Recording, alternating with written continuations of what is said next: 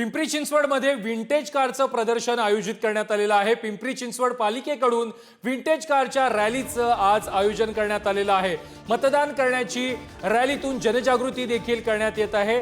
याच vintage car rally संदर्भात महापालिका अधिकाऱ्यांशी बातचीत केलेली आहे आमचे प्रतिनिधी तुषार झरेकर यांनी। लोकसभा निवडणुकीतला मतदानाचा टक्का घेतल्यानंतर पिंपरी चिंचवड महानगरपालिका आणि निवडणूक आयोग सतर्क झालं आणि त्यानंतर पिंपरी चिंचवड महानगरपालिका हद्दीतील विधानसभा मतदारसंघांमध्ये खरं तर आपण जनजागृती करतायत, वेगवेगळे उपक्रम करतायत। आज विंटेज कारचं खरं तर इथं नागरिकांसाठी ठेवण्यात आल्यात आणि निवडणुकांचं खरं तर मतदानाचा टक्का वाढवण्यासाठी आपण प्रयत्न करतात। काय एकंदरीत कशा पद्धतीने संपूर्ण आपले उपक्रम सुरू आहेत?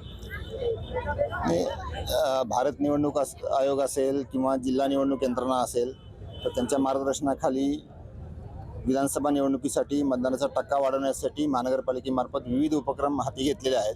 त्यामध्ये समाजातल्या विविध घटकांना आपण त्यांच्यापर्यंत पोहोचून मतदान जनजागृतीचे प्रयत्न करत आहोत। त्यामध्ये विविध मॉल मध्ये विविध कार्यक्रम आम्ही हाती घेतले। त्याचप्रमाणे आमचे जे LED VMD स्क्रीन आहे तिथं केले, होर्डिंग लावत आहे।